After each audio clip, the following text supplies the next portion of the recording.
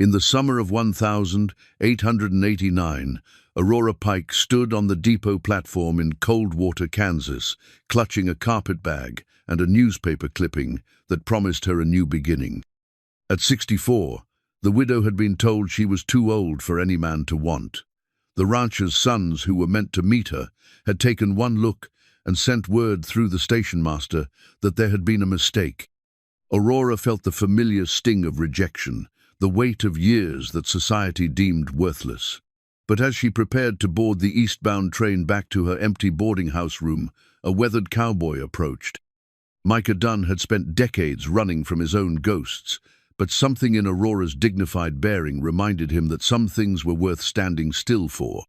What happens when two people who've been told their time has passed discover that love doesn't follow society's rules? Before we jump back in, tell us where you're tuning in from, and if this story touches you, make sure you're subscribed, because tomorrow I've saved something extra special for you.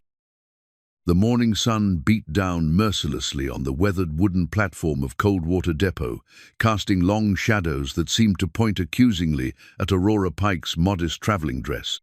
She stood with the poise of a woman who had weathered many storms, her silver-streaked hair pinned beneath a simple bonnet that had seen better days.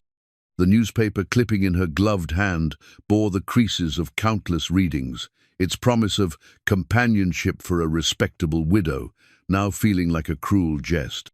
Aurora's story had begun 5 years earlier in a cramped boarding house room in Boston, where she'd spent her days taking in mending and her evenings staring at empty walls. Her first husband, Thomas, had been a good manor bank clerk who'd provided a comfortable life until consumption claimed him at 58. Their children, now grown with families of their own, visited twice a year if she was fortunate. Margaret, her eldest, lived in Philadelphia with her lawyer husband and 3 children who barely knew their grandmother's name. James, her son, had moved to Chicago for work and sent dutiful letters every few months, always promising to visit soon, but never quite managing it. The boarding house had become a prison of genteel poverty. Other widows filled the narrow hallways with their whispered complaints and endless discussions of ailments, their lives shrinking smaller each day. Aurora had watched women younger than herself surrender to the rocking chair and the gradual fade into invisibility. She'd sworn she wouldn't follow that path, but as 64 approached, she'd begun to feel the walls closing in. The mail-order bride advertisement had appeared in a 3-week-old Kansas newspaper that Mrs. Holloway, in room 4B, had left in the parlor. Established rancher seeks companion for marriage. Must be of good character and willing to work. Age no barrier for the right woman. Aurora had read those words a dozen times before daring to believe them. Age no barrier. When had anyone ever said such a thing to her? Calvin Rourke's listing had promised a partnership, not passion. At her age, Aurora had told herself, companionship and security were more realistic goals than romance. She'd used her small savings to purchase a train ticket west, carrying with her a carpet bag containing 2 dresses, her late husband's Bible, a photograph of her children, and Thomas's gold wedding ring, which she still wore on her left hand, unable to remove the last tangible connection to the only man who'd ever loved her. Now, standing in the dust and disappointment of Coldwater, Kansas, Aurora fingered that ring and wondered if she'd made the greatest mistake of her life. The station master, a thin man with kind eyes and a perpetually dusty vest, had delivered Calvin Rourke's son's message with obvious discomfort. "They said there's been a misunderstanding, ma'am. They'll pay for your ticket back east, but they won't be taking you to the ranch." The rejection shouldn't have surprised her. In Boston, she'd grown accustomed to being invisible, to younger women receiving the attention while she faded into the wallpaper. But somehow, crossing half the continent had filled her with hope that distance might change her fortunes. Instead, it had only made the fall more painful. As Aurora prepared to board the eastbound train, she noticed the cowboy watching her from beside the water trough. He was perhaps her age, maybe a year or 2 older, with silver threading through brown hair that curled slightly at his collar. His clothes were well worn but clean, and he sat his horse with the easy grace of a man who'd spent his life in the saddle. When their eyes met, he touched the brim of his hat in acknowledgement, and Aurora felt a flutter of something she'd thought long dead. Micah Dunn had been riding the cattle trails for 15 years, ever since fever had taken his wife Sarah and left him with nothing but memories and an unfinished homestead. He'd built a life of deliberate solitude, driving cattle from Texas to Kansas and back again, sleeping under stars that asked no questions and offered no judgment. The trail suited a man who'd learned that loving someone meant risking the kind of pain that could break you in half. He'd come to Coldwater to deliver a small herd to Calvin Rourke, planning to rest his horses for a day before heading south again. The sight of the well-dressed woman on the depot platform had caught his attention, but it was the way she held herself straight-backed, despite obvious disappointment, that made him pause. When he'd overheard the station master delivering Calvin's son's message, something in Micah's chest had tightened with recognition. He knew that look. He'd worn it himself, the day he'd buried Sarah, the day he'd realized that the world had no more use for his heart. But this woman, this Aurora Pike, wore her dignity like armor, and Micah found himself remembering what it felt like to want to protect something precious. The town of Coldwater sprawled along the railroad tracks like a afterthought, its buildings seeming to lean away from the constant wind that swept across the Kansas plains. The main street boasted a general store, a saloon, a church, and a handful of other establishments that served the needs of ranchers and railroad workers. It was the kind of place where everyone knew everyone else's business, where gossip traveled faster than the wind, and where newcomers were examined with the intensity of a scientist studying a curious specimen. Micah had been coming to Coldwater for 3 years, long enough to know that Calvin Rourke was a decent man whose sons had inherited their mother's snobbish tendencies. He also knew that the town's moral guardians, led by the formidable Mrs. Prudence Hartwell, considered themselves the arbiters of proper behavior. The sight of a rejected mail-order bride would provide them with weeks of delicious scandal. As Aurora gathered her skirts to board the train, Micah made a decision that surprised him. For 15 years, he'd avoided complications, especially those involving women who might expect more than he could give. But something about Aurora Pike's quiet dignity called to the part of him that had once been a husband, a man who'd built a home and planned a future with someone he loved. He dismounted and approached the platform, his spurs ringing softly against the wooden boards. "Ma'am," he said, removing his hat to reveal hair still thick despite its silver streaks. "I couldn't help but overhear your situation. The name's Micah Dunn." Aurora turned, surprised by the gentle courtesy in his voice. Up close, she could see the lines around his eyes, the weathering that came from years of sun and wind, but also something elsey, kindness that hadn't been beaten out of him by life's hardships. "Aurora Pike," she replied, offering a small curtsy that belonged to an earlier, more formal time. "I'm afraid I've made rather a fool of myself, coming all this way for nothing." "I don't see it that way," Micah said, his voice carrying the slow drawl of a man who chose his words carefully. "Takes courage to answer that kind of advertisement. Takes even more to travel this far from home." He paused, studying her face. "If you're of a mind to stay in Kansas a while longer, I've got a homestead about 5 miles out. Nothing fancy, but there's a roof and walls, and I could use someone to help me finish what I started." The offer hung in the air between them, filled with possibilities and dangers that neither quite understood. Aurora felt her heart beat faster, not with the flutter of romance, but with something more profound, the recognition of a second chance when she'd thought her opportunities had run out. "I don't know you, Mr. Dunn," she said carefully, aware that the station master and several townspeople were watching their exchange with obvious interest. "No, ma'am, you don't," Micah agreed. "But I'm not asking you to marry me sight unseen. I'm offering you a place to stay while you decide what you want to do next. Could be you help me finish my house, could be you decide to head back east after all.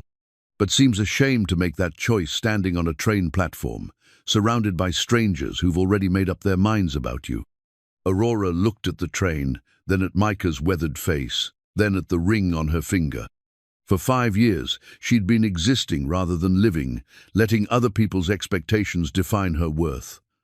Perhaps it was time to see if she could write a different ending to her story. "I accept your offer, Mr. Dunn," she said, surprising herself with the firmness in her voice, "with the understanding that this is a temporary arrangement while I consider my options." "Understood, ma'am," Micah replied, settling his hat back on his head. "I'll get my wagon, and we'll collect your things." As they shook hands to seal their agreement, neither noticed the small crowd that had gathered to witness this unprecedented development. By sundown, every person in Coldwater would know that the rejected mail-order bride had gone home with the bachelor cattle drover, and the tongues would wag with speculation about what such an arrangement might mean. But Aurora Pike had stopped caring what strangers thought. For the first time in years, she felt alive with possibility. The wagon ride to Micah's homestead passed in comfortable silence, broken only by the creak of wheels and the gentle snorting of his mare, Buttercup. Aurora sat primly beside him, her carpetbag secured between her feet, watching the endless Kansas prairie unfold around them. The land stretched to the horizon in all directions, painted gold by late afternoon sunlight and dotted with wildflowers that added splashes of purple and yellow to the vast canvas. "Beautiful country," Aurora observed, genuinely moved by the landscape's stark majesty. "Gets in your blood after a while," Micah replied, his hands easy on the reins. "Some folks find it too empty, but I've always thought there's peace in all that space. Room for a person to breathe." As they crested a small hill, Aurora caught her first glimpse of Micah's homestead, and her breath caught in her throat. The property overlooked a bend in the Cimarron River, where cottonwood trees provided blessed shade along the water's edge. The house itself was half-finished, 4 walls and a roof, but no proper windows yet, just openings covered with oiled cloth. A stone foundation suggested permanence, and the careful placement of the structure showed someone who understood how to work with the land rather than against it. "I know it doesn't look like much," Micah said, noting her silence. "Been working on it for 3 years now, but cattle drives don't leave much time for building." Aurora studied the homestead with the practiced eye of a woman who'd managed a household for decades. The bones were good solid construction, sensible layout, positioned to catch the morning sun while avoiding the worst of the afternoon heat. What it lacked was the finishing touches that transformed a house into a home. "It has wonderful potential," she said carefully. "The location is perfect, and the workmanship appears sound." Micah helped her down from the wagon, his hands briefly spanning her waist. The contact sent an unexpected warmth through Aurora, reminding her that she was still a woman despite what society might think. She quickly stepped away, flustered by her own reaction. "Let me show you around," Micah offered, leading her toward the house. "There's a main room here, with space for a kitchen.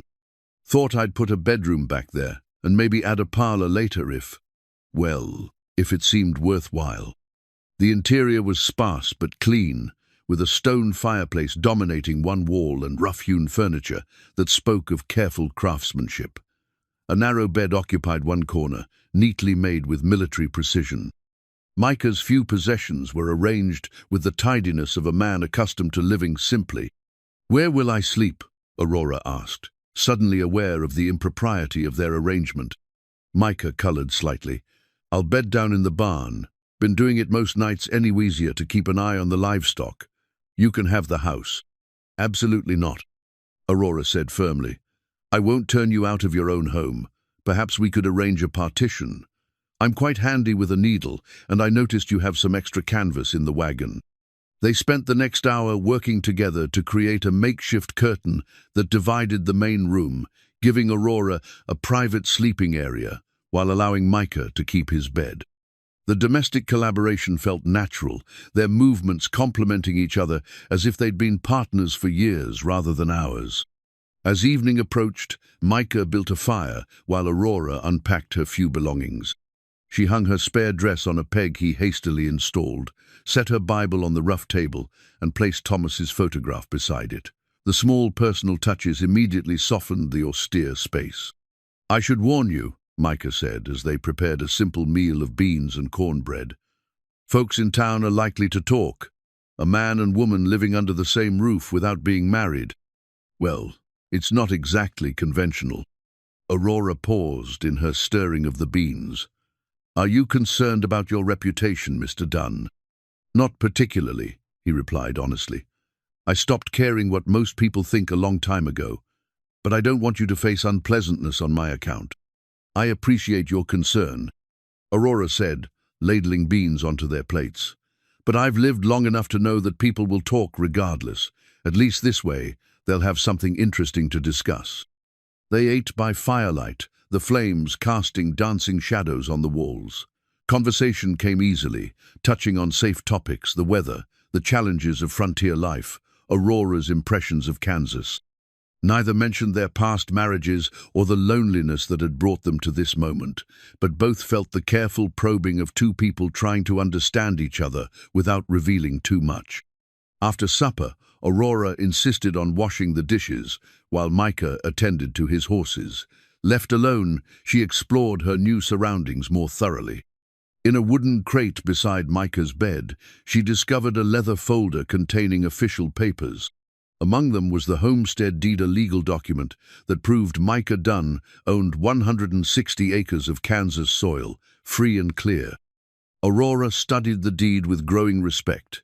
In an age when many men drifted from place to place, never putting down roots, Micah had claimed his piece of the frontier and committed to building something lasting. The deed represented more than legal ownership. It spoke of hope, determination, and the belief that the future could be better than the past. When Micah returned from the barn, he found Aurora adding wood to the fire. The deed carefully returned to its place. "Thank you for this," she said simply, "for offering me shelter when you had no obligation to do so." "Seemed like the right thing to do," Micah replied, settling into a chair he'd crafted from cottonwood. "Besides, it'll be nice to have someone to talk to besides the horses." They sat in comfortable silence for a while, listening to the night sounds of the prairie owls calling across the grassland, the distant yip of coyotes, the gentle lowing of cattle. Aurora found herself relaxing in a way she hadn't for years, the peace of the frontier night seeping into her bones. "What made you decide to build here?" she asked eventually. Micah was quiet for so long she thought he wouldn't answer. When he finally spoke, his voice carried the weight of carefully guarded memories. "My wife and I had planned to homestead together," he said. "Picked out this spot on our last cattle drive before she took sick. She loved the way the river curved around the hill, said it looked like God's own embrace." He stared into the fire. "After she passed, I couldn't seem to give up the dream, even though I had no one to share it with." Aurora felt tears prick her eyes. She had excellent taste. It's a beautiful spot. "Sarah always was good at seeing potential in things," Micah said softly. "Claimed she could see potential in me too, though I never quite figured out what she meant by that. Perhaps she saw what I see," Aurora said before she could stop herself. "A man who keeps his word, who offers shelter to strangers, who builds something permanent in a world full of temporary things." Micah looked at her with surprise, and Aurora felt heat rise in her cheeks. She'd spoken too freely, revealed too much of her growing admiration for this quiet, honorable man. "I should retire," she said hastily, rising from her chair. "It's been a long day." "Of course," Micah agreed, standing as well. "I'll just bank the fire and check the livestock one more time." Aurora retreated behind her makeshift curtain, changing into a nightgown with careful attention to modesty.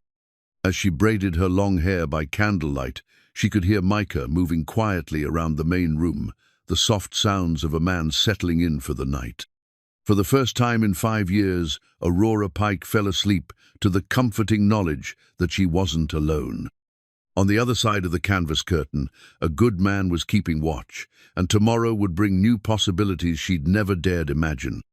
Meanwhile, in town, the news of Aurora and Micah's arrangement was spreading like wildfire. At the general store, Mrs. Prudence Hartwell held court among the other ladies, her voice sharp with disapproval. "It's scandalous," she declared, her feathered hat quivering with indignation. "A woman of her age, living in sin with that cattle drover. Someone should speak to the sheriff." But not everyone shared Mrs. Hartwell's outrage. The station master, who'd witnessed Aurora's quiet dignity in the face of rejection, found himself hoping the arrangement would work out. Even Calvin Rourke, feeling guilty about his son's treatment of the mail-order bride, wondered if perhaps Micah Dunn had done the Christian thing in offering the woman shelter. As midnight settled over Coldwater, Kansas, the seeds of a great social controversy had been planted. Aurora Pike and Micah Dunn had made a choice that would test not only their own hearts, but the moral boundaries of an entire community. The homestead deed in Micah's wooden crate represented more than property rights. It had become the foundation for a new kind of partnership, one that would challenge everything the frontier town thought it knew about love, propriety, and second chances. Aurora woke before dawn to the sound of Micah moving quietly around the main room, preparing for his daily tasks. She dressed quickly behind her canvas partition, emerging to find him stoking the fire and setting coffee to boil in a battered tin pot. "Morning," he said, touching his hat brim in greeting. "Hope I didn't wake you." "Not at all. I've always been an early riser." Aurora surveyed the sparse kitchen area with a practical eye. "If you don't mind, I'd like to prepare breakfast. It's the least I can do to earn my keep." Micah started to protest, but something in Aurora's expression stopped him. He recognized the need to contribute, to feel useful rather than merely tolerated. "I'd be grateful," he said simply. "Supplies are in that crate there. Nothing fancy, I'm afraid." Aurora opened her small sewing Kita leather case containing needles, thread, and small scissors that had traveled with her from Boston. The familiar weight of the tools in her hands brought comfort, a tangible connection to skills she'd perfected over decades of managing a household. As she worked, transforming Micah's bachelor provisions into a proper meal, she couldn't help but notice the careful way he moved around the space, always aware of her presence, never crowding or presuming. His consideration touched her in ways she hadn't expected. "You mentioned you drive cattle," Aurora said as she sliced salt pork into the skillet. "How often are you away?" "Depends on the season," Micah replied, pulling on his work gloves. "Got a small herd here year-round, but I take driving jobs spring through fall. Good money, and it helps pay for improvements to the place." Aurora nodded, understanding the economics of frontier life. "What kind of improvements?" "Windows, proper flooring, maybe a porch facing the river." Micah paused, seeming to weigh his words. "Always figured if I was going to do it right, I should do it for two people." The admission hung in the air between them, heavy with implication. Aurora felt her pulse quicken, not with the nervous flutter of youth, but with something deeper, the recognition of a man who thought beyond himself, who planned for possibilities rather than just survival. After breakfast, Micah showed Aurora around the property, pointing out the vegetable garden plot he'd started, the chicken coop that housed a small flock of hens, and the barn where he kept his horses and the handful of cattle he maintained year-round. "I could help with the garden," Aurora offered, kneeling to examine the soil. "I maintained quite a large one back in Massachusetts." "I'd welcome the help," Micah said. "Been too busy with other work to give it proper attention." They spent the morning working side by side, Aurora using her sewing scissors to deadhead flowers and trim vegetables, while Micah repaired a section of fence. The domestic partnership felt natural, their movements complementing each other as if they'd been working together for years. Around midday, they were interrupted by the arrival of Calvin Rourke himself, riding up to the homestead on a fine bay mare. The rancher was a man in his early 50s, prosperous and well-dressed, with the bearing of someone accustomed to respect. "Micah," he called, dismounting near the house. "Heard you had company." Aurora straightened, brushing dirt from her hands as Micah approached the visitor. She could see the family resemblance to the sons who'd rejected her, but Calvin's expression held none of their arrogant dismissal. "Calvin," Micah replied evenly. "This is Aurora Pike. Aurora, Calvin Rourke."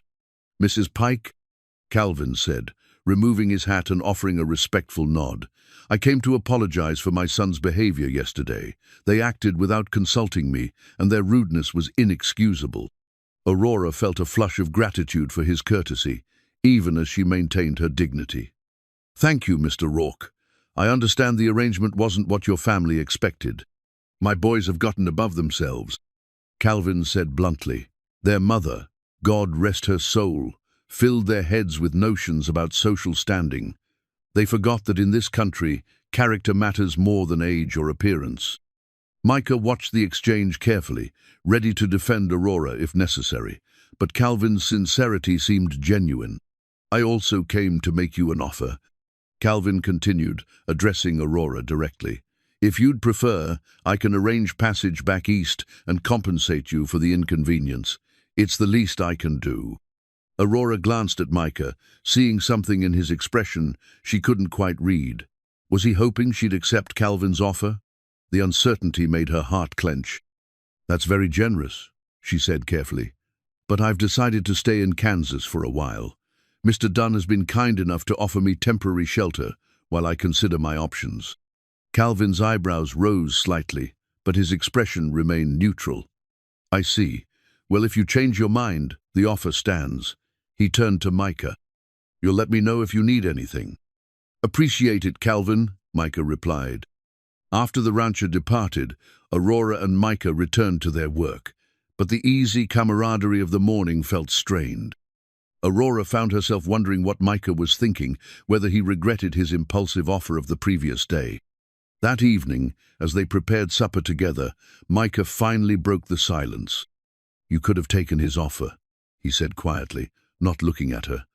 Gone back to Boston with your dignity intact and money in your pocket. Aurora paused in her chopping of onions. Is that what you wanted me to do? What I want doesn't matter, Micah replied. You've got to do what's best for you. What's best for me, Aurora said firmly, is to make my own choices for once in my life. I spent 5 years in that boarding house, letting other people decide what I was worth, where I belonged, how I should live. I won't do that anymore. Micah turned to face her, and Aurora saw something kindle in his eyes: respect, admiration, and something deeper that made her breath catch. I'm glad you stayed, he said simply. That night, as they sat by the fire after supper, Aurora pulled out her sewing kit and began mending a tear in Micah's work shirt. The domestic gesture felt intimate in the firelight, her needle flashing as she worked to repair the damage caused by hard labor. You don't need to do that, Micah protested, but his voice lacked conviction. I want to, Aurora replied. It feels good to be useful again. Micah watched her work, noting the careful precision of her stitches, the way she held the fabric with practiced ease. You're skilled at that. I should be. I've been sewing since I was 6 years old. Aurora smiled at the memory. My mother believed a woman's worth could be measured by the straightness of her seams. What do you believe? Micah asked. Aurora considered the question, her needle pausing in its work. I believe a woman's worth, anyone's worth, comes from what they choose to do with the time they're given. How they treat others, what they build, whether they leave the world a little better than they found it. Sounds like wisdom to me, Micah said softly. As Aurora finished her mending, she realized that for the first time in years, she felt genuinely hopeful about the future. The sewing kit in her lap represented more than toolset, symbolized her ability to repair things, to make them whole again, to contribute something meaningful to this new life she was building. Outside, the prairie wind whispered through the grass, carrying with it the promise of change. In town, the gossip about the unlikely pair continued to spread, but on the homestead overlooking the Cimarron, 2 lonely souls were discovering that sometimes the most unexpected arrangements could lead to the most profound transformations. 3 weeks into their arrangement, Aurora and Micah had settled into a rhythm of domestic cooperation that surprised them both with its natural ease. Each morning, Aurora rose before dawn to prepare breakfast, while Micah tended the livestock.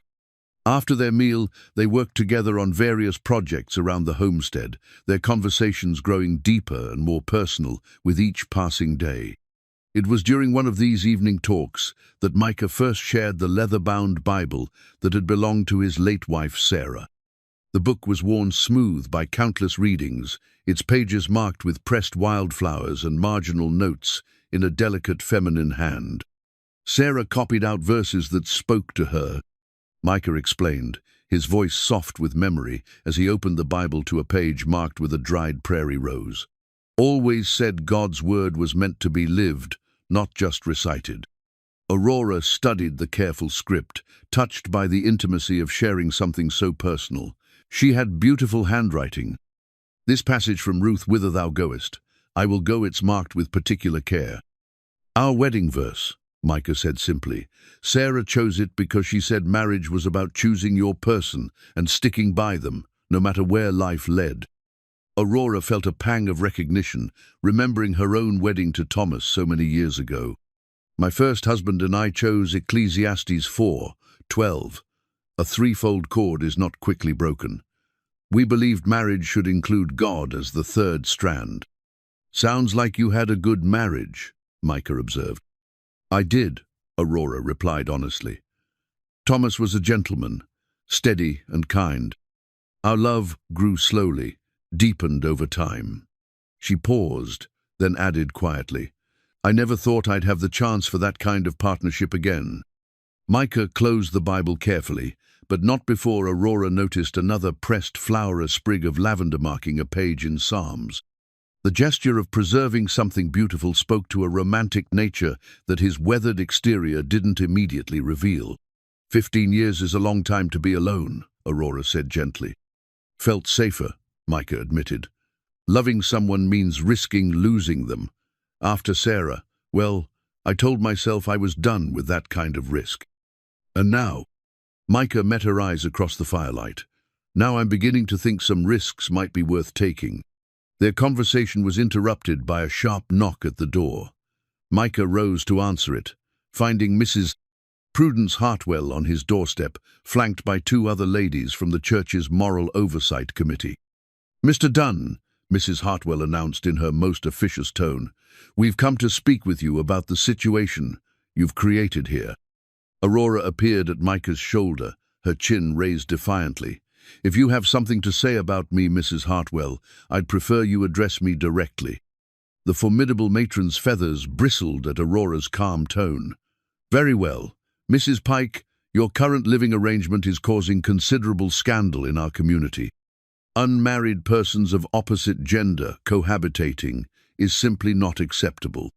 "We're not cohabitating," Aurora replied coolly. "Mr. Dunn has graciously provided me with temporary shelter while I decide my future. There's nothing improper about Christian charity." "Christian charity doesn't require such intimate proximity," sniffed Mrs. Beatrice Crenshaw, one of Mrs. Hartwell's companions. "Surely arrangements could be made for you to stay in town." Micah stepped forward, his jaw set with determination. "Ladies, I appreciate your concern for moral standards, but Aurora Mrs. Pikey is welcome in my home for as long as she chooses to stay. We've done nothing wrong, and I won't have her treated like a scarlet woman for accepting help when she needed it." Mrs. Hartwell's eyes narrowed. "And what will people think when they see a woman of her advanced years throwing herself at the first man to show her attention?" Aurora felt the words hit like physical blows, each one designed to remind her of society's judgment about her age and worth. But instead of shrinking away, she drew herself up to her full height. "They'll think whatever they choose to think," she said with quiet dignity. "I learned long ago that other people's opinions say more about them than about me." After the ladies departed with much huffing and dire predictions about community standards, Aurora and Micah sat in uncomfortable silence. The confrontation had forced them to acknowledge what they'd been carefully avoiding, that their growing closeness was becoming apparent to others, and that their arrangement was moving beyond simple charity. "I'm sorry," Micah said finally. "I didn't think it would cause you this kind of trouble." "I'm not," Aurora replied, surprising him. "For the first time in years, I feel like I'm living instead of just existing. If that scandals Mrs. Hartwell, so be it." That night, as Aurora prepared for bed, she found herself looking at Thomas's photograph with new eyes. Her late husband smiled back at her from the tintype, forever frozen at 45, and for the first time since his death, Aurora felt she had his permission to seek happiness again. The next morning brought a different kind of challenge. As Micah worked on reinforcing the chicken coop, a splinter of wood drove deep into his palm, causing him to curse and drop his hammer. "Let me see," Aurora said, abandoning her vegetable garden to examine his injury. The splinter was embedded deeply, surrounded by torn and bleeding flesh.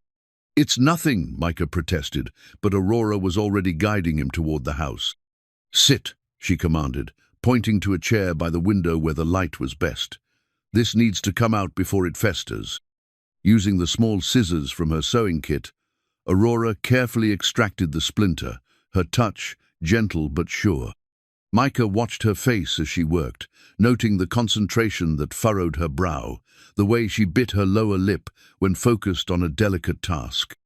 "There," she said, pressing a clean cloth to the wound. "Hold still while I bandage it."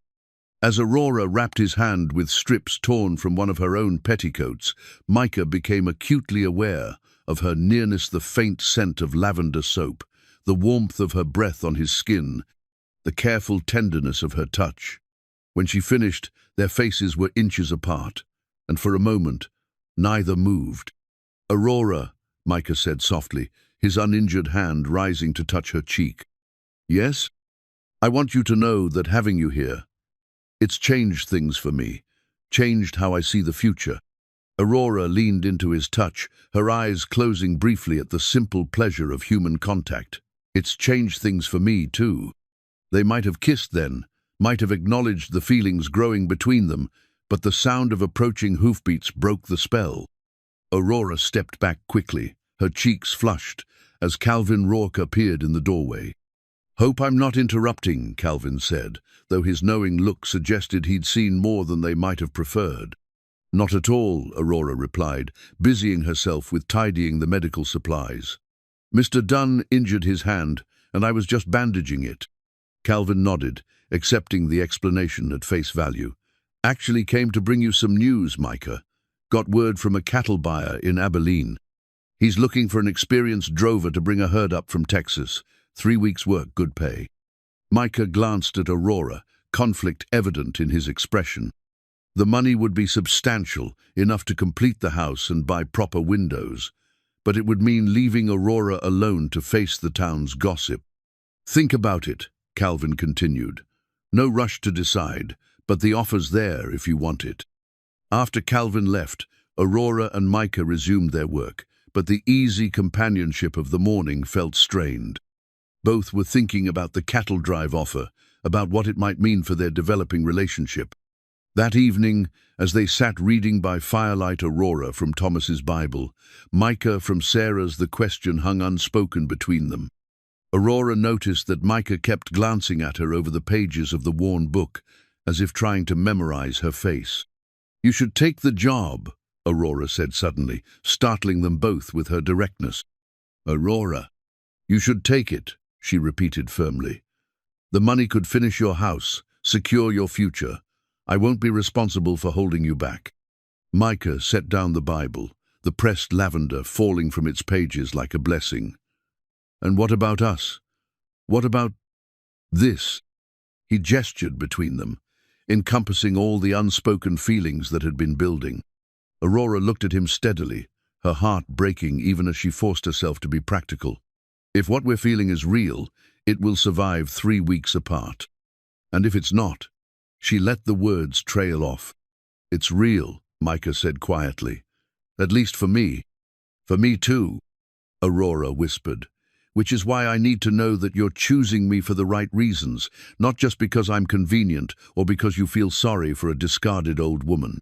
Micah crossed to her chair, kneeling beside it to take her hands in his. "Aurora Pike, you are many things, but convenient isn't one of them. And you're not old, you're seasoned, like good wood that's weathered strong. If I choose you, it'll be because you're the finest woman I've ever known, and because life without you would feel empty again." Aurora felt tears sting her eyes at his words, at the sincerity in his voice. In that moment, surrounded by the soft light of oil lamps and the whispered promises of two hearts finding each other, she realized that Sarah's Bible had become more than a memorial. It was a bridge between past and future, between the love that had been and the love that might still be possible. The decision for Micah to take the cattle drive job settled between them like prairie dust after a storm inevitable and all-encompassing. In the week leading up to his departure, their daily routines took on a bittersweet intensity. Each shared meal and evening conversation weighted with the knowledge of impending separation. Micah spent his daylight hours preparing the homestead for his absence, reinforcing fences and ensuring Aurora would have everything she needed. Aurora, meanwhile, threw herself into transforming the rough cabin into something approaching a proper home. Using her sewing skills and whatever materials she could find, she created curtains for the glassless windows, braided rugs for the plank floors, and crafted cushions for the hard wooden chairs. It was during one of these domestic projects that Micah surprised her with a gift, a small wooden spoon he'd been carving during the long evening hours when sleep eluded him. The utensil was perfectly balanced, its handle worn smooth by his careful attention, with delicate wildflowers etched around the bowl. "It's beautiful," Aurora said, turning the spoon over in her hands to admire the craftsmanship. "You have real skill with wood." "My father was a carpenter back in Missouri," Micah explained, settling beside her at the kitchen table. "Taught me that anything worth making is worth making beautiful." Aurora traced the tiny flowers with her fingertip, touched by the hours of work he'd invested in such a simple gift. "No one has made something just for me in many years." "Get used to it," Micah said softly. "I've got plans for a proper dining table, chairs that match, maybe even a rocking chair for the porch." The casual mention of future projects sent warmth through Aurora's chest. He was planning as if she'd be there to enjoy these improvements, as if their temporary arrangement might become something permanent. Their growing intimacy hadn't gone unnoticed by the citizens of Coldwater.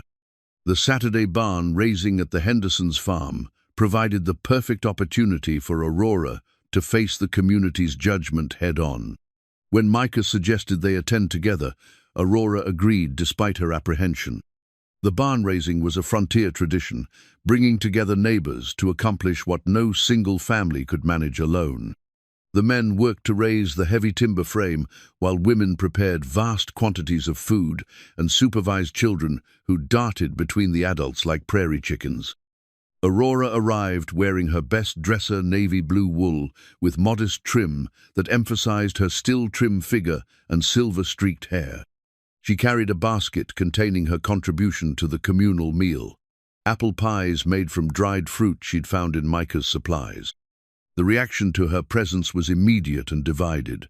Some women, led by Mrs. Hartwell, turned away with obvious disapproval. Others, particularly the older wives who remembered their own struggles to find acceptance in frontier communities, offered cautious nods of greeting. "Aurora Pike," called out Martha Henderson, the event's hostess, approaching with genuine warmth. "I'm so glad you came. These pies smell wonderful." "Thank you for including me," Aurora replied, grateful for the friendly reception. "It's been too long since I've participated in a community gathering." As the afternoon progressed, Aurora found herself gradually accepted by some of the women, particularly when her competence with traditional tasks became apparent. She could churn butter as efficiently as any farm wife, her stitching was admired by the quilting circle, and her pies disappeared quickly from the dessert table. The real test came during the evening's entertainment, when the barn floor was cleared for dancing. A fiddle and harmonica provided music for reels and waltzes that had the younger couples spinning with enthusiasm. Aurora stood on the sidelines, watching wistfully as neighbors who'd known each other for years moved through familiar patterns. "Mrs. Pike," came a voice behind her. She turned to find Micah, hat in hand, offering a formal bow. "Would you honor me with a dance?" Aurora felt every eye in the barn turned toward them, felt the weight of judgment and speculation. For a moment, she hesitated, aware that accepting would mark them publicly as a couple in the eyes of the community. "I'd be delighted," she said, placing her hand in his. Micah led her onto the floor just as the musicians struck up a waltz. His arm circled her waist with respectful firmness, while his other hand held hers with gentle strength. They began to move together, and Aurora felt the years fall away as they found their rhythm. "You dance beautifully," Micah murmured as they turned. "So do you," Aurora replied, surprised by his grace. "Where did a cattle drover learn such elegant steps?" "Sarah taught me," Micah said simply. "She said a man should know how to make his woman feel beautiful." The reference to his late wife might have stung, but Aurora heard only his desire to honor her memory while moving forward with his heart. As they spun across the rough plank floor, she felt the eyes of the community upon them, some hostile, some curious, some surprisingly approving. When the music ended, they separated properly, but not before Aurora caught sight of Mrs. Hartwell's thunderous expression. Several younger women looked thoughtful, as if reassessing their assumptions about love and age. Most importantly, Calvin Rorke nodded approvingly from his position near the door. The drive home passed in comfortable silence, both lost in thought about the evening's significance. They'd presented themselves publicly as a couple, accepting whatever consequences might follow. "Thank you," Aurora said as Micah helped her down from the wagon. "For the dance, it was my pleasure. For treating me like someone worth dancing with," Aurora clarified. "For not hiding me away or pretending I'm just your housekeeper." Micah studied her face in the moonlight. "Aurora, you're not someone to hide. You're someone to be proud of." 2 days later, the consequences of their public appearance became clear when Aurora received a letter from her daughter Margaret in Philadelphia. The envelope bore the unmistakable signs of having been opened and resealed a violation of privacy that made Aurora's blood boil even before she read the contents. "Mother," the letter began in Margaret's precise script, "word has reached us here in Philadelphia about your scandalous behavior in Kansas. James and I are shocked and mortified that you would lower yourself to live unmarried with some common cowboy. Have you lost all sense of propriety?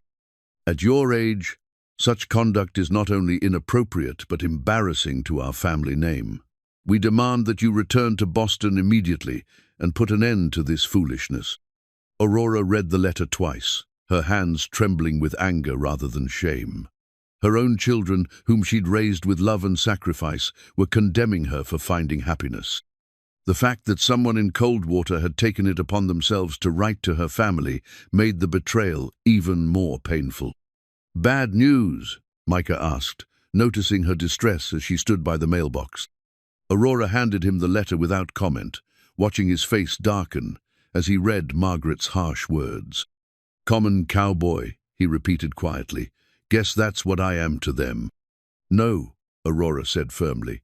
"You're an honorable man who owns his own land, pays his debts, and treats people with kindness. My children have forgotten that character matters more than social position." Micah folded the letter carefully, his jaw set with determination. "Maybe they're right, though. Maybe I am asking too much of you, expecting you to face this kind of judgment for my sake." "Our sake," Aurora corrected. "And I've made my choice. If my children can't accept that I deserve happiness, then perhaps they don't know me as well as they think they do." That evening, Aurora sat at the kitchen table with paper and pen, crafting her response to Margaret's letter. Her words were measured but firm. "My dear Margaret," she wrote, "I appreciate your concern for my welfare, but I must remind you that I am quite capable of making my own decisions. Mr. Dunn is a gentleman of impeccable character who has shown me kindness when others showed me judgment. If you find my happiness embarrassing, I suggest you examine what that says about your own values. I will not be returning to Boston. I have found my place in the world, and it is here." The act of writing the letter felt liberating, like finally finding her voice after years of silence.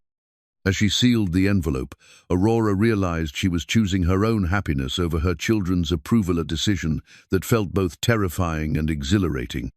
Micah's departure for the cattle drive was scheduled for the following Monday. As the weekend approached, both felt the weight of impending separation. Their conversations became more precious, their shared silences more meaningful.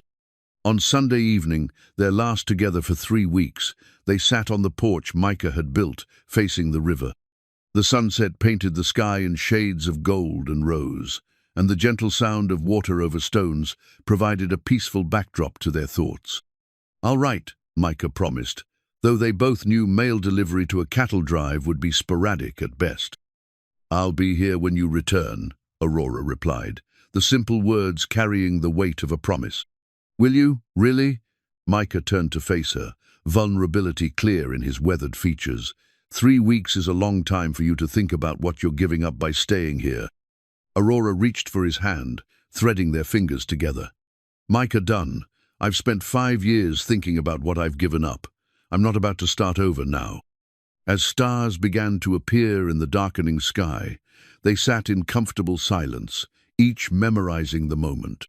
The wooden spoon Aurora had used to serve supper sat on the table between them, a tangible reminder of Micah's care and the domestic life they were building together. Tomorrow would bring separation and uncertainty, but tonight they had the peace of the prairie, the promise of return, and the growing certainty that what they'd found together was worth fighting for, regardless of what the world might say. The 3 weeks of Micah's absence stretched before Aurora like an endless prairie, each day blending into the next with monotonous similarity. She maintained the homestead with determined efficiency, tending the vegetable garden, caring for the chickens, and keeping the house spotless. But the evenings were the hardest, when the silence seemed to echo with memories of shared conversations and quiet companionship. It was during one particularly lonely twilight that Aurora made a decision that would change everything. She retrieved the bundle of love letters from her trunk correspondence she'd treasured from her late husband Thomas during their brief courtship. The letters, tied with a faded blue ribbon, represented the sweetest memories of her first marriage, words of devotion she'd read countless times during the lonely years since his death. Sitting in Micah's chair by the fireplace, Aurora untied the ribbon with trembling fingers. Thomas's handwriting, once so familiar, now seemed like artifacts from another lifetime. His words of love and longing, which had once brought comfort, now served a different purpose. They reminded her that she was capable of inspiring deep affection, that her heart could hold more than one great love. "My dearest Aurora," one letter began, "your letter today brought such joy to my heart. To know that you think of me with tenderness fills me with hope for our future together. I count the days until I can call you my wife and share all of life's seasons with you." Aurora smiled through her tears, remembering the young woman who'd received these letters, who'd believed wholeheartedly in love's promise. That woman had existed, had been cherished, had built a life of meaning and joy. The years had weathered her, yes, but they hadn't erased her essential worth. The next morning brought an unexpected visitor. Aurora looked up from her garden, weeding, to see a lone rider approaching, not Micah, as her heart had momentarily hoped, but Calvin Rawker on his familiar bay mare. "Mrs. Pike," Calvin called, dismounting near the house. "Hope I'm not intruding." "Not at all," Aurora replied, brushing dirt from her hands. "Please, come sit on the porch. I'll fetch some lemonade." As they settled into chairs overlooking the river, Calvin seemed to study her with newfound respect. "You've done wonders with this place. Micah's going to be amazed when he gets back." Aurora felt a flush of pride. She had transformed the rough homestead, adding touches of beauty and comfort wherever possible. Flower boxes graced the windows. Herbs grew in neat rows near the kitchen door, and colorful quilts aired on the porch railings. "I wanted to apologize again," Calvin continued, "for my son's behavior and for some of the talk in town. Not everyone in Coldwater is as narrow-minded as Mrs. Hartwell would have you believe." "I appreciate that," Aurora said carefully, "though I admit I've been surprised by how quickly news travels here." Calvin's expression darkened slightly. "About that letter your daughter received, I made some inquiries. Turns out Mrs. Hartwell took it upon herself to write to your family back east. Thought you should know." Aurora felt her anger flare anew. She had no right. "No, she didn't. But don't let her spite poison what you've found here. I've known Micah for years, and I've never seen him as settled as he's been these past weeks. You're good for him." "He's good for me, too," Aurora admitted quietly. "I'd forgotten what it felt like to be valued for who I am rather than what I represent." "Your children will come around," Calvin said with gentle certainty. "Sometimes it takes distance to appreciate what really matters." After Calvin's departure, Aurora returned to her garden work with renewed purpose. She was weeding the tomato plants when she noticed a small gravestone, partially hidden by tall grass near the river bend. Her curiosity piqued. She walked over to examine it more closely. The marker was simple but well-tended, carved with delicate wildflowers, and the words, "Sarah Elizabeth Dunn, beloved wife, 1,845, 1,874. Her price is far above rubies." Fresh wildflowers, the same prairie roses Micah had pressed in his wife's Bible lay at the base of the stone. Aurora knelt beside the grave, feeling Sarah's presence in the peaceful spot, overlooking the river she'd loved. There was no jealousy in Aurora's heart, only gratitude for the woman who'd taught Micah how to love deeply and whose memory had kept his heart capable of loving again. "I promise to take good care of him," Aurora whispered to the stone, feeling both foolish and comforted by the one-sided conversation. "And I promise to honor what you meant to him." That evening, Aurora sat at the kitchen table and began writing her own letter, not to her judgmental children, but to Micah, wherever his cattle drive might have taken him. She had no way to send it, but the act of putting her feelings into words brought comfort. "My dear Micah," she wrote, "the homestead feels empty without your presence, but I am not idle in your absence. Each day I find new ways to make this place our home, for I hope you'll agree that's what it has become. I visited Sarah's grave today and found peace there. She chose her spot, well, it's beautiful and serene, just as you described her. I've been thinking about love and how it changes as we age. The love I feel for you is different from what I knew with Thomaslis. Desperate, perhaps, but deeper. We love each other with the wisdom of experience, knowing how precious and fragile happiness can be. I believe that makes our connection even more valuable. I am counting the days until your return, not because I cannot manage alone, but because everything is brighter when shared with you. Come home safe to me." As Aurora sealed the letter she would never send, she felt a profound shift in her understanding of herself. She was no longer the discarded mail-order bride or the lonely boarding-house widow. She was a woman capable of great love, deserving of respect and happiness, strong enough to build a new life from the ashes of old disappointments. The next 2 weeks passed more quickly, filled with projects and quiet contentment. Aurora planted a second garden patch, learned to milk Micah's cow, and even attempted to repair a loose board on the barn roof. Her confidence grew with each accomplished task, each proof that she could thrive in this frontier life. On a Thursday morning, exactly 3 weeks after Micah's departure, Aurora woke to the sound of approaching hoofbeats. Her heart leaped as she recognized the familiar rhythm of Buttercup's gait.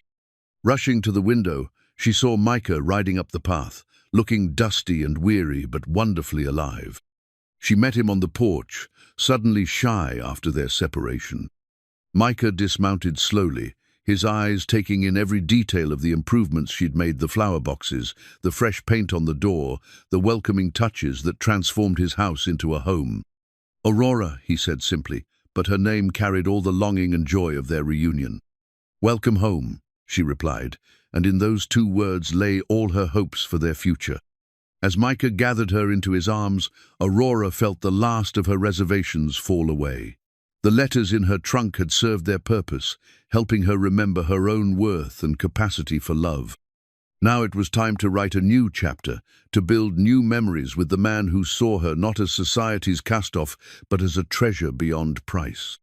The setting sun painted the sky in brilliant colors as they stood embraced on the porch, 2 souls who'd found each other against all odds and were determined never to let go again. The joy of Micah's homecoming lasted exactly 4 days before a telegram arrived that would shatter Aurora's newfound peace. She was hanging laundry on the line behind the house when she heard the distinctive sound of the telegraph messenger's horse approaching. The young man looked uncomfortable as he dismounted, clutching the yellow envelope that Aurora immediately recognized as harbinger of bad news. "Mrs. Pike," the messenger asked uncertainly, "got a wire for you from Boston." Aurora's hands trembled as she accepted the telegram, her mind racing through possibilities. Had something happened to Margaret or James? Was someone ill? She tore open the envelope with fingers that felt suddenly clumsy. The message was brief but devastating. Legal inquiry reveals you never divorced second husband. Stop Henry Morrison, alive in California. Stop your marriage. Status questionable. Stop. Return immediately. Stop Margaret. Aurora read the words 3 times before their meaning fully penetrated. Henry Morrison, charming man.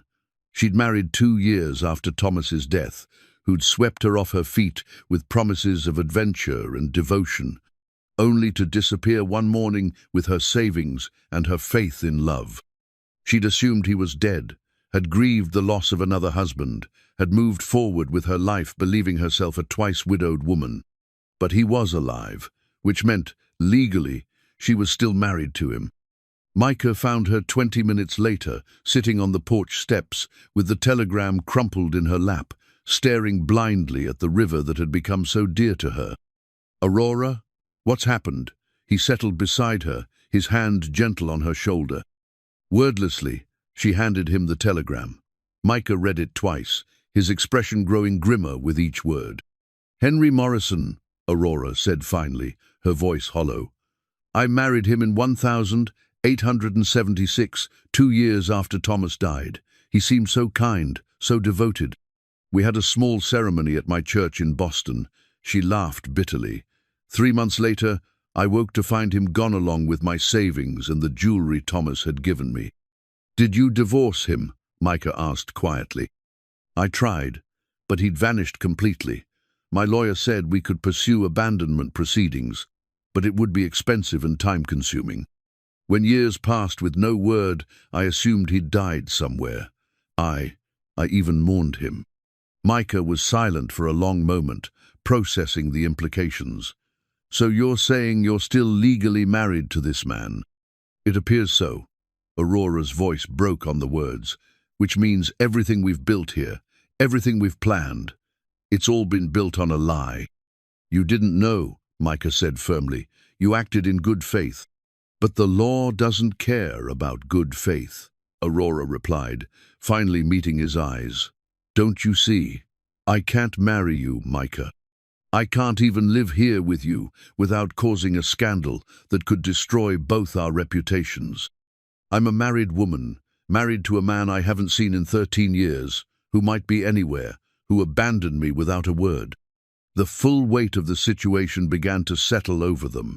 Everything they dared to hope for marriage, a shared future, the simple right to love each other openly had been rendered impossible by the ghost of Aurora's past. By evening, word of the telegram had somehow reached Coldwater. Aurora suspected Mrs. Hartwell had bribed the telegraph operator, but the source hardly mattered now. The damage was done. As the sun set over their beloved homestead, they could see riders approaching from town. Mrs. Hartwell led the delegation, her face triumphant with righteous vindication. Behind her rode the sheriff, the preacher, and several other prominent citizens, all wearing expressions of grim purpose. "Mrs. Pike," the sheriff called as he dismounted, "I'm afraid we need to discuss your situation." Aurora stood on the porch, Micah beside her, facing the assembled authorities with as much dignity as she could muster. "I assume you've heard about the telegram," she said calmly. "Indeed we have," Mrs. Hartwell interjected before the sheriff could speak. "And it confirms what I've been saying all along, that your presence here is a moral contamination our community cannot tolerate." Sheriff Bradley, a weathered man with kind eyes, looked uncomfortable with his mission. "Mrs. Pike, I have to ask, is it true that you're legally married to another man?"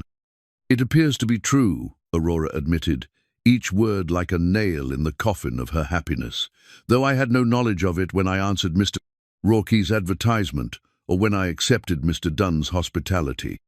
"Nevertheless," the preacher spoke up, "your current living arrangement constitutes adultery in the eyes of both God and the law. We cannot permit it to continue." Micah stepped forward, his jaw set with determination. "Reverend Willis, Aurora has done nothing wrong. She's been deceived by a man who abandoned her years ago. The circumstances are irrelevant, Mrs. Hartwell declared. She is a married woman living in sin with a man who is not her husband. She must leave Coldwater immediately. Now wait just a minute, Micah began, but Aurora placed a gentle hand on his arm. No, Micah, they're right. Her voice was steady despite the tears threatening to fall. I can't stay here and let my situation destroy your reputation. You've worked too hard building your place in this community. I don't care about my reputation, Micah said fiercely. I care about you. And I care about you, Aurora replied softly, which is why I won't let you sacrifice everything for a future we can't have. The confrontation that followed was brief but final. Despite Micah's passionate protests and his offer to marry Aurora regardless of the legal complications, the community's judgment was swift and merciless. Aurora Pike would leave Coldwater on the morning train, and Micah Dunn would return to his solitary life, sadder but presumably wiser about the dangers of consorting with women of questionable moral standing. That night, their last together, Aurora and Micah sat in the kitchen where they'd shared so many meals and conversations. The homestead deed lay on the table between them, the document that represented Micah's commitment to building something permanent, something worthy of the woman he'd hoped to share it with. I could come with you, Micah said for the third time. Sell the homestead, start over somewhere else where nobody knows our story, and abandon everything you've worked for. Aurora shook her head firmly. I won't let you do that. This land, this home, it's your dream, Micah. Sarah's dream too. I won't be responsible for destroying it. What will you do? Micah asked, his voice rough with unshed tears. Aurora looked at the deed, then at the man who'd shown her what love could be when she'd thought her chance had passed. I'll go back to Boston, I suppose. Hire a lawyer to track down Henry Morrison and get a proper divorce. Maybe someday. Someday, Micah repeated, grasping at the faint hope in her words. Someday, Aurora confirmed, though they both knew how slim the chances were that such a someday would ever come. As dawn broke over the Cimarron River, painting the sky in shades of gold and rose that Aurora had come to love, she gathered her few possessions and prepared to leave the only place that had ever truly felt like home. The homestead deed remained on the kitchen table, a symbol of all the dreams that law and society had conspired to destroy.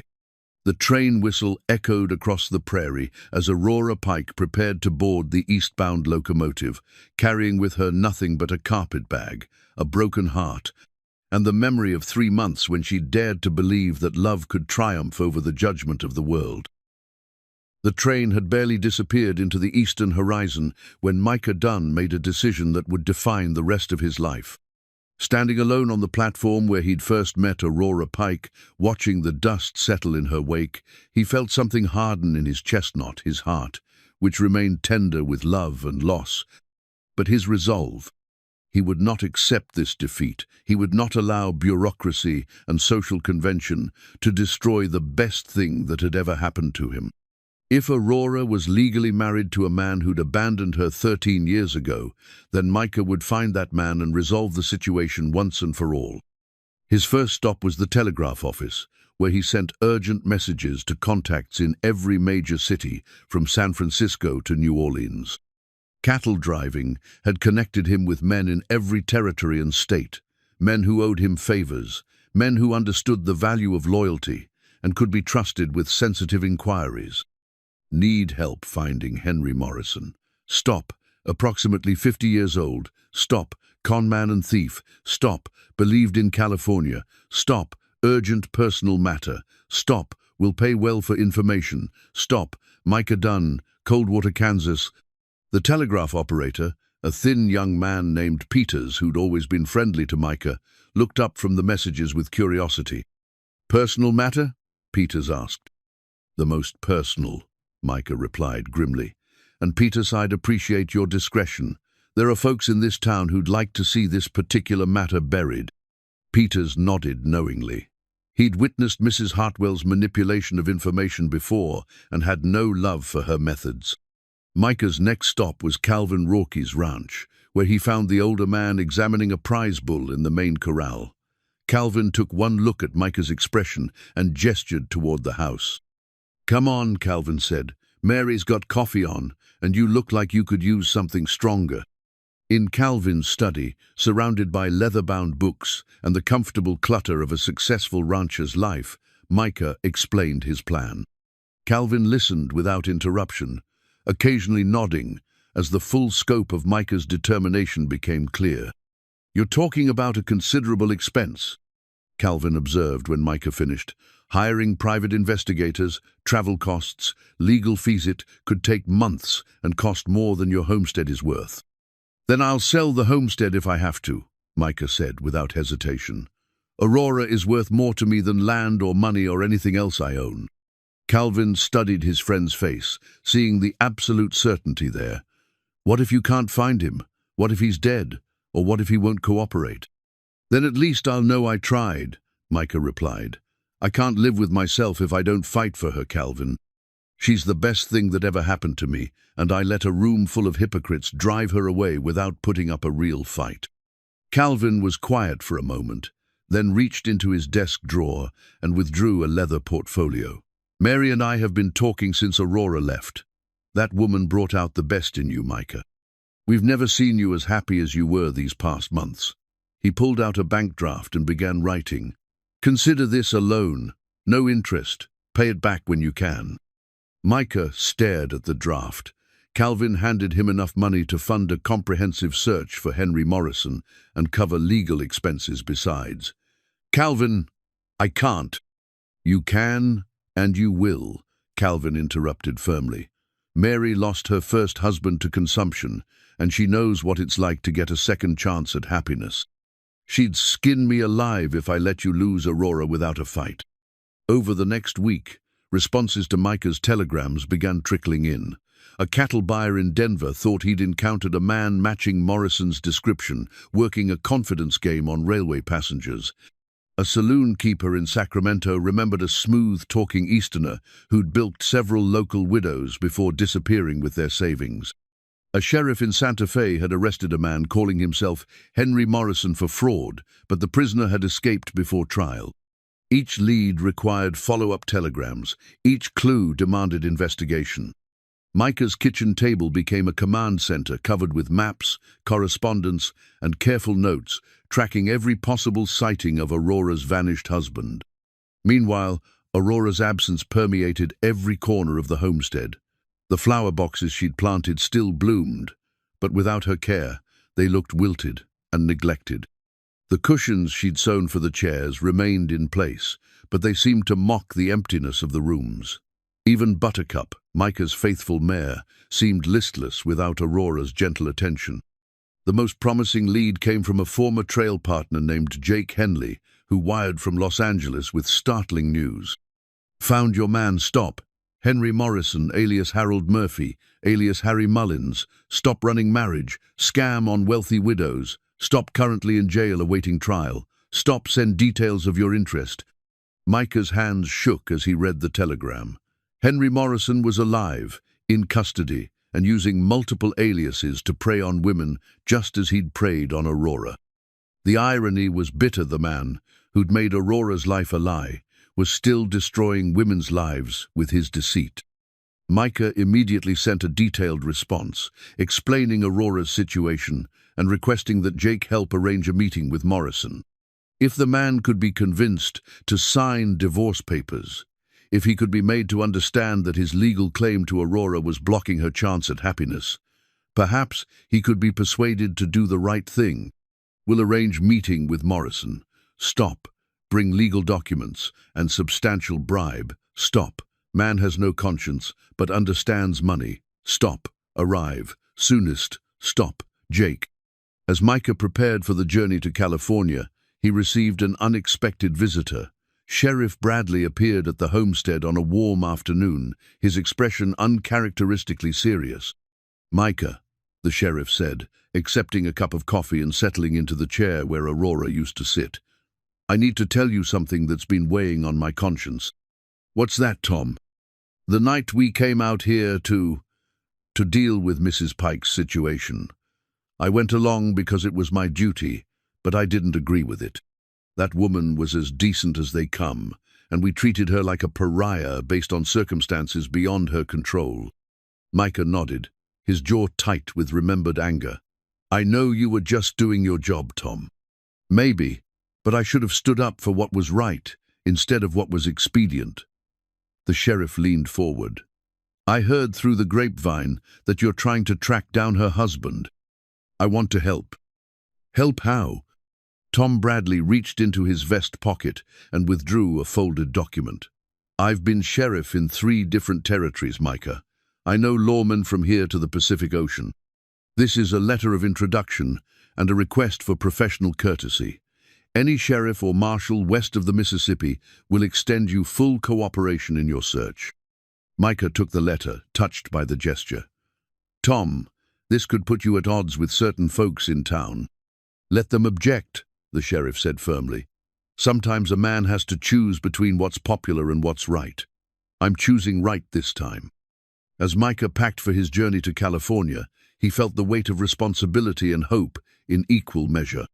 The homestead deed remained on his kitchen tablet no longer just a symbol of his commitment to the land, but a promise that he would reclaim the future he and Aurora had planned together. The last telegram he sent before departing read simply, "Coming to get you back, stop. Wait for me, stop, Micah."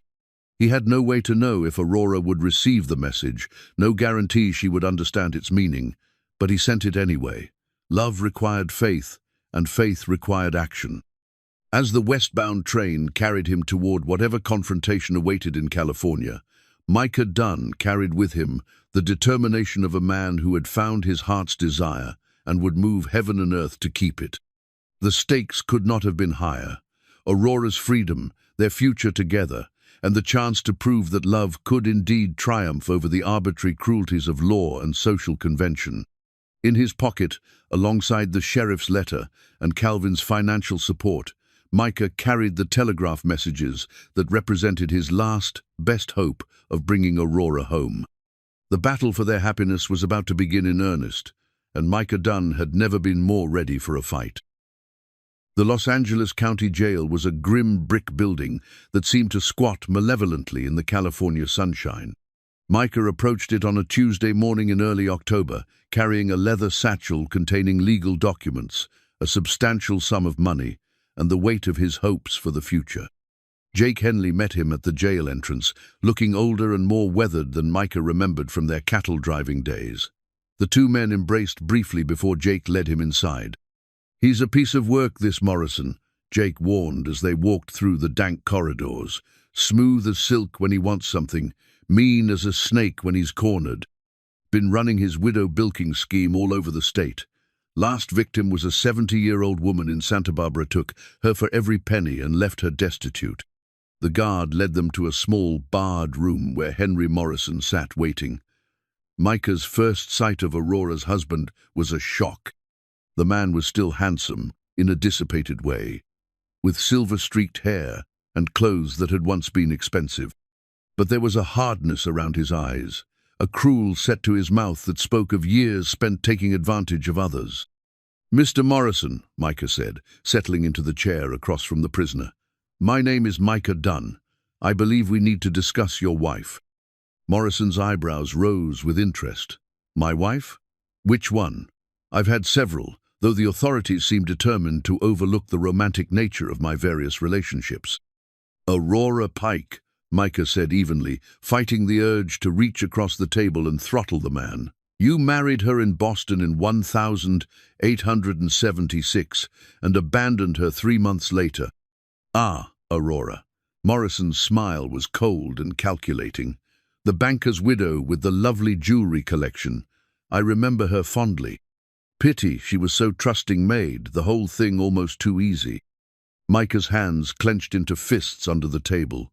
"You destroyed her faith in love, stole her savings, and disappeared without a word. Do you have any idea what that did to her?" "I assume it educated her about the realities of life," Morrison replied carelessly. "Really, Mr. Dunn, what did you expect? I'm hardly the settling down type." "No," Micah agreed grimly. "You're the type who preys on decent women and leaves them broken in your wake. But that's going to end today." Morrison leaned back in his chair, studying Micah with newfound interest. "And how exactly do you propose to end it? I'm already in jail, in case you hadn't noticed." Micah opened his satchel and withdrew a set of legal documents. "Divorce papers. You're going to sign them and renounce any claim to Aurora or her property. In return, I'm prepared to offer you a substantial sum of money." "How substantial?" Morrison asked, his greed immediately evident.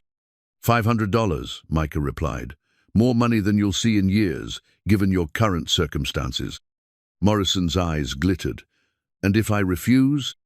"Then you rot in this jail," Micah said simply. "I've spoken with the prosecutor. Your latest victim, the woman in Santa Barbara, has powerful relatives. They're pushing for the maximum sentence, 20 years in state prison. You're 53 years old, Morrison. Do the arithmetic." For the first time, Morrison's confident facade cracked slightly.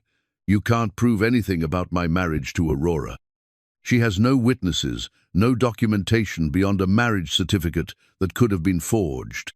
"Actually, we can prove it," Jake interjected, speaking for the first time.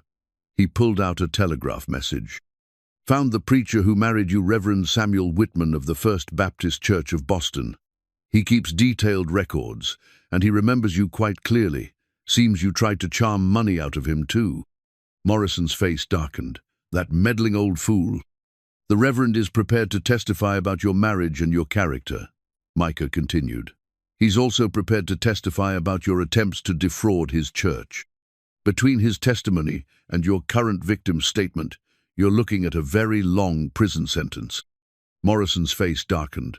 "That meddling old fool." "The Reverend is prepared to testify about your marriage and your character," Micah continued. "He's also prepared to testify about your attempts to defraud his church. Between his testimony and your current victim's statement, you're looking at a very long prison sentence." The silence stretched between them as Morrison weighed his options. Outside, Micah could hear the sounds of the bustling city horses' hooves on cobblestones, vendors calling their wares, the normal sounds of people living honest lives. Inside this cramped room, the future of his relationship with Aurora hung in the balance. "What guarantee do I have that you'll pay?" Morrison asked finally. Micah reached into his satchel and withdrew a bank draft. "Half now, half when the papers are signed and witnessed. The money comes from First National Bank of Topeka. You can verify its authenticity with any banker in the state."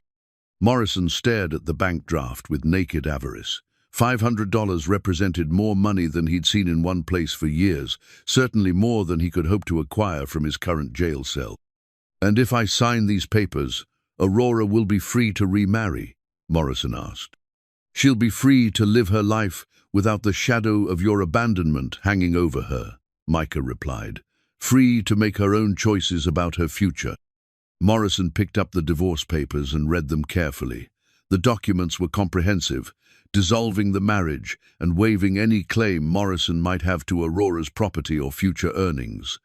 They also included a clause preventing him from ever contacting Aurora again. "This seems rather one-sided," Morrison observed. "What's to stop me from challenging the divorce later, claiming duress or fraud?" Jake leaned forward, his expression dangerous. "The fact that challenging it would require you to explain your whereabouts for the past 13 years, including your current incarceration for fraud. You really want to open that door, Morrison?" The conman's shoulders sagged slightly as the reality of his situation settled over him. He was trapped, facing years in prison, with no hope of escape, no hope of continuing his predatory lifestyle. The money Micah offered represented his only chance at a future that didn't involve bars and concrete walls. "I want the full amount up front," Morrison said suddenly. "Half now, half after signing," Micah repeated firmly. "Those are the terms." Morrison stared at the documents for several more minutes, his mind clearly calculating odds and possibilities. Finally, he reached for the pen Jake offered. "You know," Morrison said as he signed his name with a flourish, "Aurora was a sweet little thing, naive, trusting, the perfect mark. I almost felt bad about taking her money." He looked up at Micah with a cold smile. "Almost." Micah fought every instinct that urged him to leap across the table and throttle the man. Instead, he watched calmly as Morrison signed each page, officially ending a marriage that had brought Aurora nothing but pain and humiliation. "There," Morrison said, pushing the completed documents across the table, "Aurora Pike is no longer my concern. I trust you'll find her. Educational." The guard who'd been waiting outside stepped forward as Jake gathered the signed papers.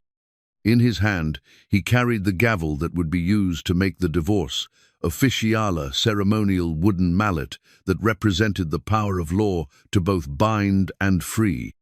"The documents will be filed with the California Superior Court today," Jake explained as they left the jail. "I've already arranged for copies to be sent to Kansas and Massachusetts. Aurora will have legal proof of her freedom within the week." Micah felt a weight lift from his shoulders as they emerged into the bright California sunshine. The first phase of his mission was complete. Aurora was legally free to remarry, free to return to Kansas, free to build the future they'd dreamed of together. But first, he had to get word to her, had to convince her that their story wasn't over, that love had indeed found a way to triumph over the obstacles that had seemed insurmountable just weeks before. "Jake," Micah said as they walked toward the telegraph office, "I can't thank you enough for your help with this." "Aurora must be quite a woman," Jake replied, "to inspire this kind of devotion." "She is," Micah said simply. "She's the best person I've ever known, and she deserves a chance at happiness." As they entered the telegraph office, Micah composed the message that would change everything. "Divorce final stop. You are free stop. Coming home to you stop. Wait for me stop. All my love Micah." The gavel that had witnessed Morrison's signature now symbolized something far greater than legal procedure. It represented justice served, obstacles overcome, and the triumph of genuine love over cynical manipulation. Aurora Pike was free, and Micah Dunn was coming home to claim the future they'd both dared to dream. Aurora Pike stood at the window of her cramped boarding house room in Boston, watching the grey October rain streak down the glass. 3 weeks had passed since her telegram about Henry Morrison had shattered her Kansas dreams. 3 weeks of returning to the familiar prison of genteel poverty and endless empty hours. The other boarders treated her with a mixture of curiosity and pity. Word had somehow spread about her scandalous adventure in Kansas, and Aurora found herself the subject of whispered conversations that ceased abruptly when she entered a room. Mrs.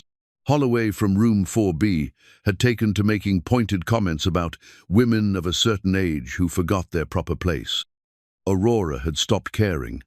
The judgment of these narrow-minded women meant nothing compared to the genuine love and respect she'd found with Micah.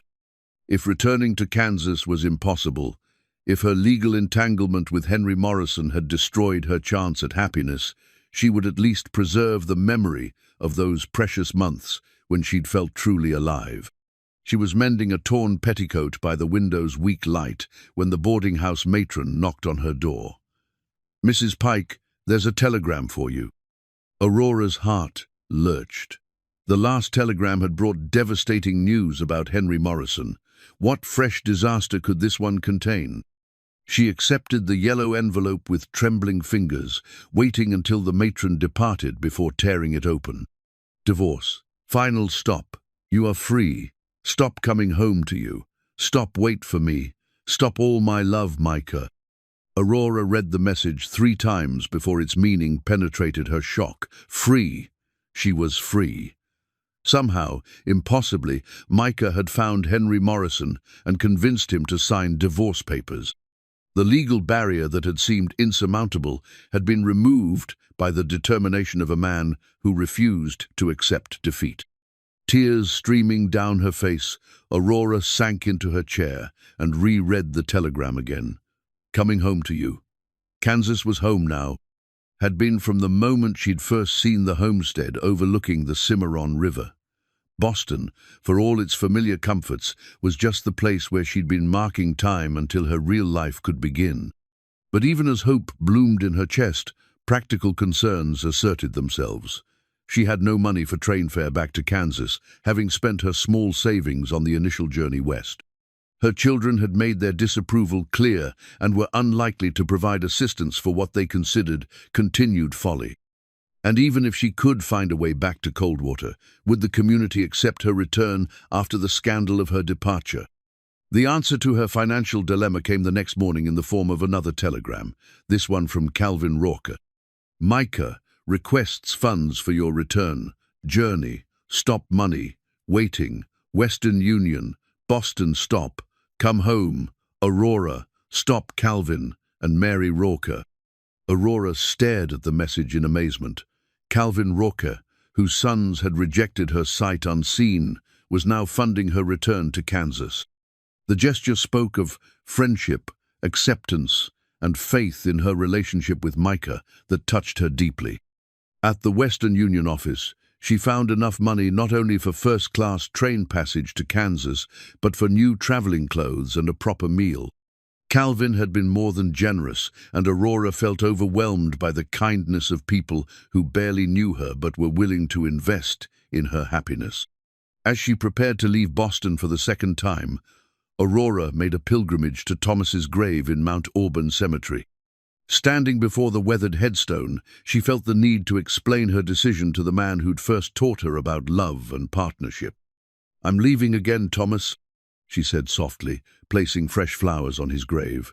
"I've found someone else, someone who makes me feel young and valued and beautiful.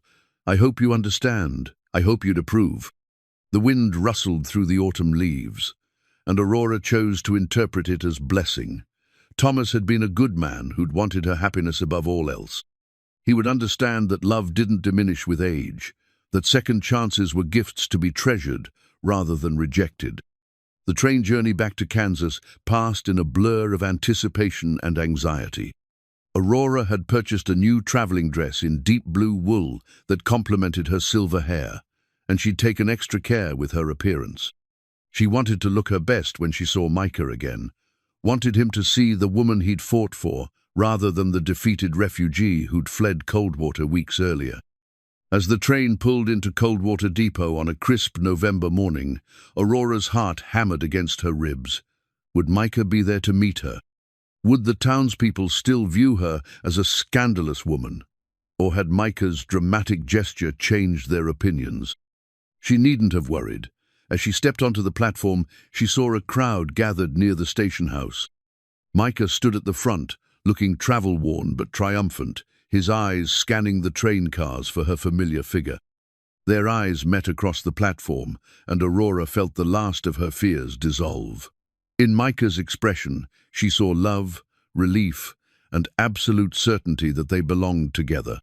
He strode toward her, pushing through the crowd with single-minded determination. "Aurora," he said, her name a prayer of thanksgiving as he gathered her into his arms. "You came. You asked me to wait for you," she replied, her voice muffled against his shoulder. "I've been waiting." The crowd that had gathered to witness their reunion began to applaud tentatively at first, then with growing enthusiasm. Aurora looked around in amazement to see faces that had once been hostile, now beaming with approval. Even Mrs. Hartwell stood at the edge of the crowd, her expression more thoughtful than condemning. Sheriff Bradley stepped forward, his badge glinting in the morning sun.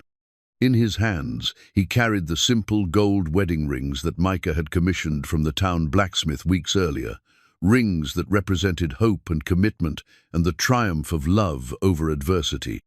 "Folks," the sheriff announced in a voice that carried across the platform, "I reckon we've got a wedding to attend. Reverend Willis is waiting at the church, and I believe these two have waited long enough for their happiness." Aurora looked at Micah in surprise. "A wedding? Here? Now?" "If you'll have me," Micah said, dropping to one knee on the wooden platform. "Aurora Pike, will you marry me? Will you be my wife, my partner, my companion for whatever years we have left?" "Yes," Aurora said without hesitation. "Yes, Micah Dunn, I will marry you." As Micah slipped the simple gold band onto her finger, Aurora realized that the community's acceptance meant more than she'd expected. These people who'd once judged her harshly had been won over by Micah's devotion and her own dignity in the face of adversity. Their love story had become an inspiration rather than a scandal. The wedding ceremony at Coldwater's small church was simple but beautiful. Aurora walked down the aisle on Calvin Rauker's arm, her new dress rustling softly as she approached the altar where Micah waited. The church was packed with townspeople who'd come to witness what had become the most romantic story in Coldwater's history. Reverend Willis performed the ceremony with obvious pleasure, his voice strong and sure, as he pronounced them husband and wife. When Micah kissed his bride, the congregation erupted in cheers and applause that could be heard 3 blocks away. At the reception in the church hall, Aurora found herself surrounded by women who'd once shunned her, all eager to hear about her adventures and to offer congratulations on her marriage. Even Mrs. Hartwell approached, her expression humble. "Mrs. Dunn," the formidable matron said, using Aurora's new name with careful respect, "I owe you an apology. I judged you harshly without knowing the full story. Your husband's devotion and your own grace have shown me the error of my ways." "Thank you, Mrs. Hartwell," Aurora replied graciously. "I appreciate your honesty." As the sun set over Coldwater, Kansas, Aurora and Micah Dunn rode home to their homestead as husband and wife. The simple gold rings on their fingers caught the last light of day, symbols of a love that had overcome legal obstacles, social judgment, and the cynical belief that happiness had an expiration date. Their wedding night was tender and sweet, 2 people who'd found each other against all odds finally free to express their love without reservation or fear.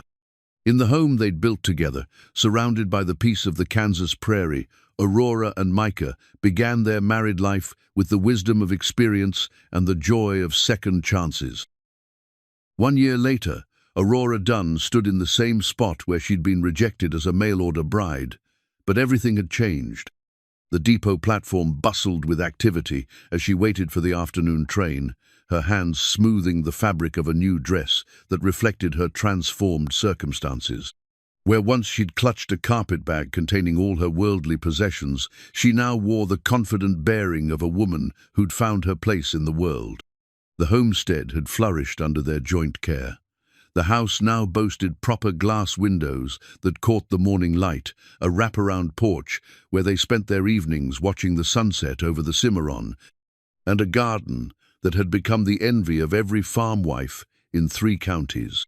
The vegetable plots Aurora had started yielded abundant harvests, while flower beds she'd planted transformed the practical homestead into something approaching paradise. More importantly, their marriage had become a cornerstone of the Coldwater community. Aurora's grace in the face of adversity and Micah's unwavering devotion had won over even their harshest critics. Mrs. Hartwell now counted Aurora among her closest friends, often seeking her advice on matters both domestic and spiritual. The couple had become living proof that love could indeed bloom at any age, that second chances were not only possible, but could be more precious than first ones. The train whistle echoed across the prairie as the eastbound locomotive approached, and Aurora's heart quickened with anticipation. Today's arrival would bring Margaret and James, her children, who had traveled from their respective cities to meet the stepfather they'd initially scorned. Their letters over the past months had gradually softened from harsh condemnation to grudging acceptance, to genuine curiosity about the man who'd made their mother so radiantly happy. As the train wheezed to a stop and passengers began disembarking, Aurora spotted Margaret first still prim and proper in her Philadelphia finery, but her expression held none of the disapproval that had marked their last correspondence. Behind her came James, looking uncomfortable in his travel clothes, but scanning the platform with obvious interest. "Mother," Margaret said, approaching with careful steps. Up close, Aurora could see the shock in her daughter's eyes as she took in her mother's transformed appearance. Gone was the defeated woman who'd occupied a cramped boarding house room. In her place stood a confident matron whose eyes sparkled with contentment and whose bearing spoke of a woman who knew her own worth. "Margaret, James," Aurora replied warmly, embracing each of her children in turn. "I'm so glad you could come." James studied the depot platform, his gaze taking in the prosperous little town that had become his mother's home. "It's different than I expected," he admitted. "Smaller than Philadelphia or Chicago," Aurora agreed, "but big enough for the things that matter." Micah appeared at her side, having finished loading their luggage into the wagon. He dressed carefully for this meeting, his best suit pressed and his silver hair neatly trimmed, but Aurora could see the nervousness in his movements as he approached her children. "Margaret, James," Aurora said formally. "I'd like you to meet my husband, Micah Dunn. Micah, these are my children." The introduction carried the weight of a year's worth of correspondence, explanations, and gradual acceptance. Micah extended his hand to James first, meeting the younger man's scrutinizing gaze with steady calm. "Mr. Dunn," James said, shaking hands with careful politeness, "Mother has written extensively about you." "I hope some of it was favorable," Micah replied with gentle humor. Margaret's greeting was more reserved, but Aurora noticed her daughter's sharp eyes taking in Micah's genuine courtesy, his obvious care for Aurora's comfort, and the way he deferred to her mother's wishes without diminishing his own dignity. The ride to the homestead passed in slightly strained conversation, but Aurora could see her children gradually relaxing as Micah's natural kindness became apparent. He pointed out local landmarks, shared amusing stories about frontier life, and made it clear that their mother was cherished rather than merely tolerated. When they crested the hill overlooking the homestead, Aurora heard Margaret's sharp intake of breath. The property spread before them like something from a painting, the completed house, with its welcoming porch, the prosperous gardens, the peaceful river view that had first captured Aurora's heart. "It's beautiful," Margaret said softly. "You've built something wonderful here." "We've built something wonderful," Aurora corrected, taking Micah's hand. "Everything you see represents our partnership, our shared vision of what home should be." The week that followed transformed Aurora's relationship with her children. Margaret, initially skeptical, found herself won over by Micah's respectful treatment of their mother and his obvious devotion to her happiness. James, more practical by nature, was impressed by the homestead's prosperity and Micah's reputation as an honest businessman. Most importantly, they could see how profoundly their mother had changed. The defeated woman who'd left Boston a year earlier had been replaced by someone vital and confident, someone who'd found not just love, but purpose. Aurora's involvement in community affairs, her friendship with neighbors, and her obvious joy in married life spoke more eloquently than any argument about the rightness of her choice. On their last evening in Kansas, as they sat on the porch watching the sunset paint the sky in shades of gold and crimson, Margaret made an admission that touched Aurora deeply. "I owe you an apology, Mother," she said quietly. "When Father died, I thought your life was essentially over. I saw you as someone to be managed and protected, rather than someone with her own dreams and desires. I was wrong." "We all thought my life was over," Aurora replied honestly. "I thought so too for a while, but sometimes endings are really beginnings in disguise." James raised his glass of lemonade in a toast. "To new beginnings, then, and to love at any age." As Aurora's children departed the next day, their farewells carried warmth and genuine affection for their stepfather. They'd witnessed firsthand the transformation love could work, had seen their mother bloom into someone they barely recognized but deeply admired. After the train disappeared into the eastern horizon, Aurora and Micah walked hand in hand back to their wagon. The depot platform where she'd once faced rejection now held only sweet memories of family reconciliation and acceptance. "No regrets?" Micah asked as they drove home through the golden afternoon. "Only one," Aurora replied with a smile. "I regret that it took me 64 years to find you." "Well," Micah said, lifting their joined hands to his lips to kiss her wedding ring, "I reckon we've got time enough to make up for all those lost years." That evening, as they sat in their parlor by lamplight, Aurora with her sewing, Micah reading aloud from the newspaper, a sense of completeness settled over them like a comfortable quilt. On the mantelpiece sat a formal photograph taken on their first wedding anniversary, a portrait that showed two people who'd found each other against all odds and built something beautiful from the ashes of earlier disappointments. The family photograph represented more than just their marriage. It symbolized hope for anyone who'd been told their time for happiness had passed. In Coldwater, Kansas, Their love story had become legend proof that dignity, perseverance, and faith in love's power could overcome any obstacle. As the prairie wind whispered through the cottonwood trees and the Cimarron River murmured its eternal song, Aurora and Micah Dunn settled into the peaceful rhythm of their shared life. They'd learned that love's sweetest harvest often came late in the season, when wisdom and experience had taught hearts to recognize true treasure when it appeared. Their story would be told and retold in Coldwater for generations to come, the tale of the mail-order bride who was rejected as too old and the lonely cowboy who saw her true beauty. It became a reminder that in matters of the heart, there are no expiration dates, only new chapters waiting to be written by those brave enough to believe in second chances.